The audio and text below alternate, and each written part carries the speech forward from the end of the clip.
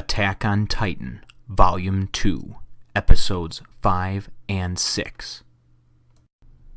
Ladies and gentlemen, boys and girls, thank you for once again joining the nation. I'm Jim from Jim's Nerd Nation, and if you couldn't tell already by the book I'm holding up, this video will be a review on Attack on Titan, Volume 2. Let me just first say that I was pretty confused after the first one because, truth be told, it doesn't have a whole lot of background information that they explain to you, and it really is a little bit tough to follow. I actually reread it a couple of times before I put up my review of it, just because I didn't have a real good grasp on kind of what was going on. And in my first review too, I apologize, but I left out a couple of things, a couple of important things. Such as Eren, the main character, his father being a doctor, and they kind of allude to some kind of secret, some kind of past or history about Eren.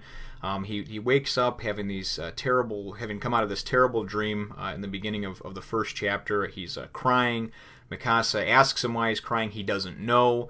He kind of seems to have some sort of a lost memory aspect going on, and I just believe that that's worth bringing up and mentioning, especially because it does circle back around and tie back into some things that happen here in Volume 2. Now, Volume 2 covers chapters 5, 6, 7, 8, and 9.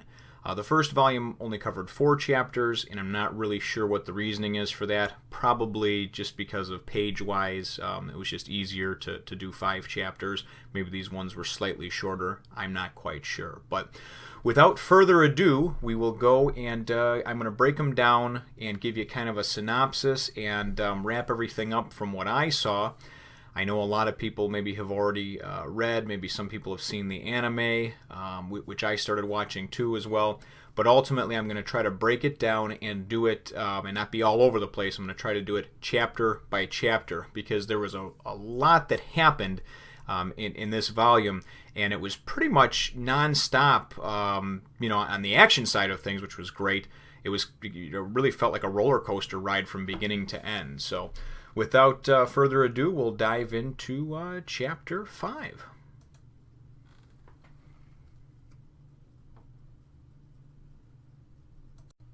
Episode 5, A Dull Glow in the Midst of Despair.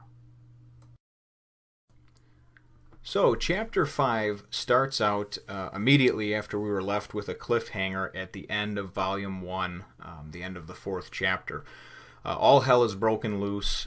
The wall has been breached after the appearance and disappearance of the Colossus Titan. Eren is believed to have been dead, eaten by one of the Titans.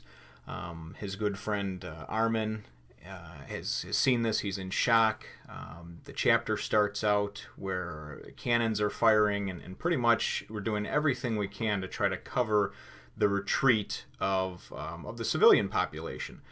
So you have the advance guard, the rear guard, survey corps, anybody who's left who can fight pretty much is trying to hold back the Titans, or at least slow them down to cover the retreat of the civilians and whatever we can get back behind the wall.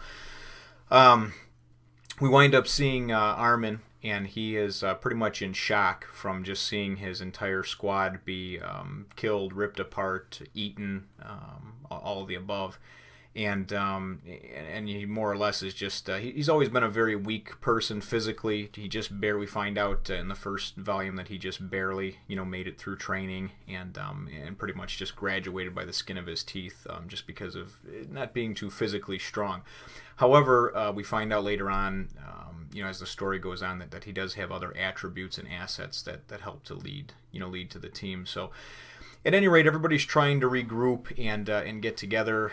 Again, many of the soldiers, squads and units have been decimated or split apart. As a matter of fact, there's one scene with characters that you really didn't get introduced to too much, but a girl by the name of Hannah, Armin comes upon her, and Hannah is sitting there sobbing, and the way the panel is shot, you see her sobbing, and she's trying to give mouth to mouth and resuscitate a fellow soldier, a friend, a teammate by the name of Franz. and she's asking for help. And this goes on for a couple of panels, and on the next page they give you a full shot, and she's just in shock and disbelief, and she doesn't want to accept it. But Franz isn't getting up, and the mouth-to-mouth isn't working. I mean, she could be giving him mouth to dick, and it really wouldn't do anything because he's been torn in half by one of the Titans. So actually, I should probably rephrase that. Mouth to dick probably wouldn't work because I'm assuming that part of him was torn off. At any rate, it's very gory, and at the same time, it's good though. It shows the type of things when when the shit hits the fan. You know, the type of things when people are in shock and what they go through. So she's obviously in disbelief and thinks that by trying to pump on his chest and give him mouth to mouth that he's gonna all of a sudden wake up and come back to life. So, but at any rate, as the story goes on, we then go and it winds up moving to one of these gates that leads to the next wall, and there is a merchant and some of his men, and the civilians. Everybody's losing their lives in the Survey Corps, the advance guard, the rear guard, trying to protect the retreat, obviously, of the civilians. And this is one of those things that kind of identifies with our life, our nation today. It's the greed. There is a merchant who is blocking up the entrance, and civilians are not getting through because he believes that his big cart of food is more important than the lives of the people that we're trying to save. He bullies one of the soldiers, one of the guards, who says, "Hey, you can't do this."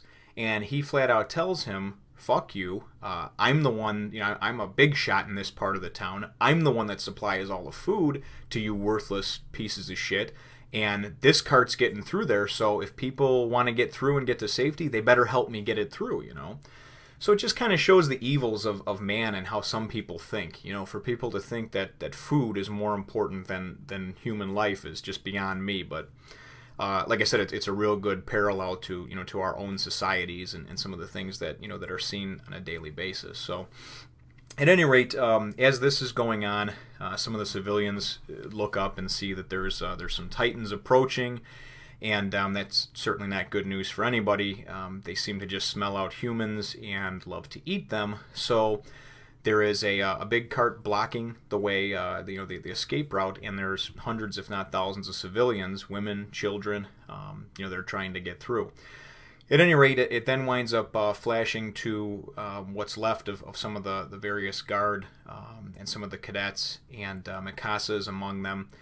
They wind up, the cadets are trying desperately to use their belt-driven jetpacks that they use to actually catch up to these Titans, but these are larger ones. They have them classified as different sizes, but these are the larger class ones, I believe in the 15-meter class, so they're cruising.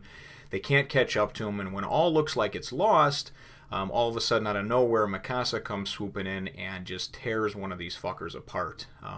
The art's done very nice. The scene flows very well. And ultimately, it's a very exciting scene because up until now, you've pretty much just seen arms and legs sticking out of Titans' mouths, humans getting ripped in half. This was nice because it was the first opportunity we got to see where it, truly got to see some humans kick some ass. So that was definitely something that was nice. The chapter winds up then going to Mikasa having a flashback from her childhood, and then it ends there. So we will dive into it in the next segment here, into the next chapter. But all in all, a really good chapter. I certainly enjoyed it, and really just, like I said, things are starting to shape up here. Episode 6, The World That the Girl Saw. So, Chapter 6, I'll try to be a little bit more brief and wrap this one up a little quicker than I did with 5. Chapter 6 consists almost entirely of a flashback to when Mikasa first met Eren. And it gives us a little bit of an insight into their past, their background, and, why they're both kind of a little bit fucked up. We find out that Mikasa, I mentioned in the first review that I didn't know if her and Eren were brother and sister. They're almost like adopted brother and sister because apparently the families knew each other, and Eren's father and Eren were on their way to visit Mikasa and her mother and father one day. And the scene opens up. They show up at the house. The father, knocks on the door. Nobody's home. He winds up coming in, sees that there was a struggle, and Mikasa's parents are laying dead on the floor.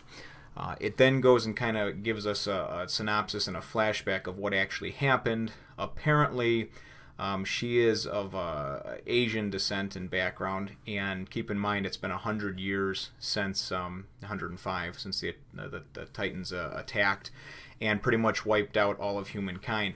Apparently, her and her mother are hot commodities because they're the last of, or close to the last of their kind. I guess Asians are almost extinct, the way that they make it out. So are Japanese. I don't know if they go into specific with that. I forget. But at any rate, so there's these smugglers, I guess, so to speak. I don't know, human traffickers that come in, and they're pretty much their intention is just to come in and kill the father and capture Mikasa and the mother, and then sell them off and make a ton of money. The mother winds up fighting back and struggling, and one of the men kills her. So Mikasa is then taken to a cabin somewhere off in the woods, and the thing that's kind of weird is that we're led to believe that this is outside of the wall. At least that's what it looks like. I don't see a town, a wall anywhere, and certainly it couldn't have been any more than 20 or 30 years ago. But at any rate, though, nonetheless, we find out why Eren is get a little bit of a background and insight into why he's a little bit of a beast, because he winds up appearing in the cabin. There's three captors, and he winds up just destroying, just killing two of them. And mind you, he's a kid in here. All the characters look younger, and so I guess it's hard to say how old he is, but the kid looks like he's maybe 10 years old or something at the time. At any rate, though, he winds up freeing Mikasa. She winds up saying, there was a third one. The third assailant winds up grabbing him and is choking him, and he's, pleading with her, please do something. You have to help. You have to help now or we're both dead. So that kind of unleashes the beast or the freak within her, and I think winds up developing her into the warrior that she becomes, because she at a very young age is forced into a situation of kill or be killed.